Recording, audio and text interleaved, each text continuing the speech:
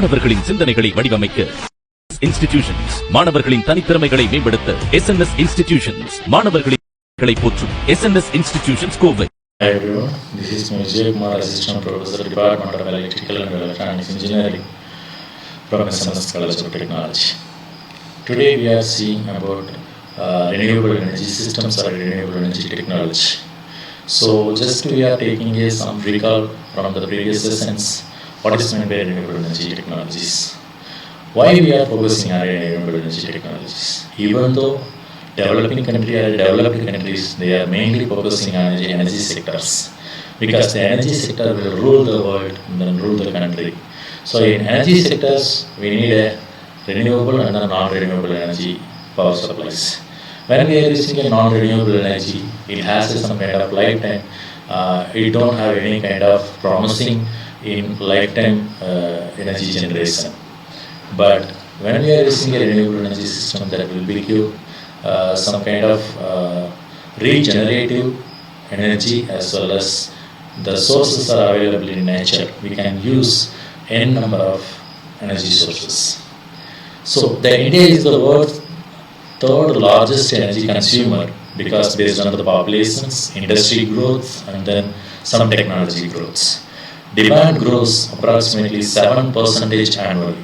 Total installed capacity 436 gigawatt as of February 2024. Non-fossil fuel sources constitute approximately 43% of installed capacity.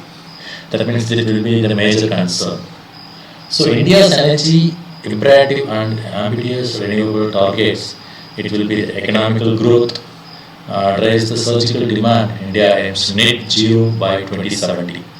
And also the non-fossil fuel target, 50% of the electricity from non-fossil fuels by 2030 and capacity goal, achieve 500 gigawatts of non-fossil fuel energy capacity by 2030. And also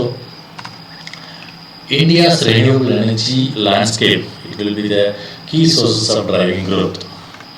And policy investment drives for renewable energy acceleration, PLI schemes and green hydrogen and PM-KVSUM and FDI growth.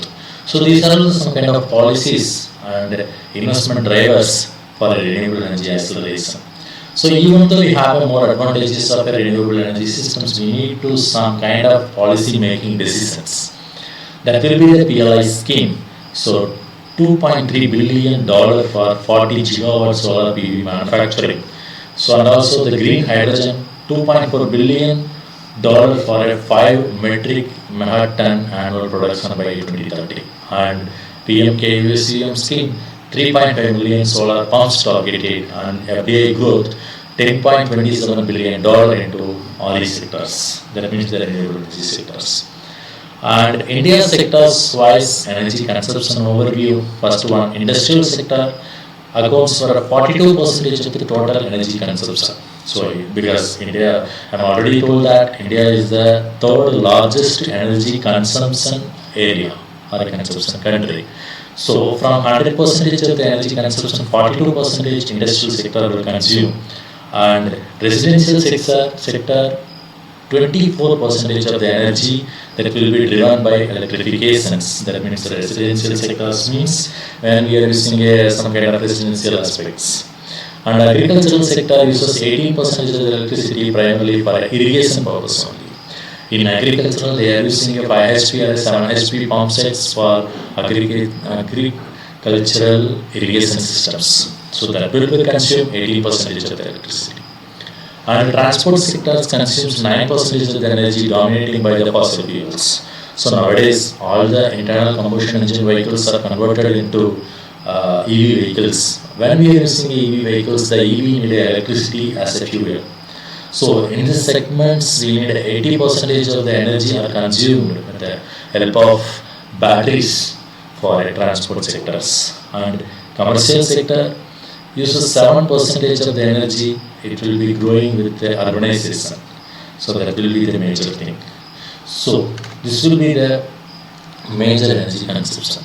And industrial sectors, high consumption and decarbonization pathways, largest consumer and cooperative PPAs. In largest consumers are iron, steel, cement, chemical or energy intensive. PAT schemes reduces the energy intensity, and green hydrogen for steel, ammonia decarbonizations. And also the residential, agricultural, commercial sectors distributed renewable energy adoption, residential electrification over 99% of the household electrified, boosting the electricity use with the help of a solar shed or a solar roofing systems. And agricultural pumps, when we are using a normal electrical agricultural pumps, the Prime Minister KUSCM targets 3.5 million solar pumps by 2024, because already told that 18% of the electricity consumption with the help of agricultural pumps. So we are replacing that 3.5 million solar pumps by 2024. And commercial rooftop solar, approximately 11 gigawatts installed towards 40 gigawatt target. And Suryodaya Yojana, in this scheme 20 million rooftop solar installations for households. And future outlooks, challenges, opportunities and India's global role. The challenges will be grid integration, energy storage solutions, and opportunities will be green hydrogen exports, R&D, advanced storage. And electric vehicles target 30% of the private car sales by 2030, enhancing grid flexibility.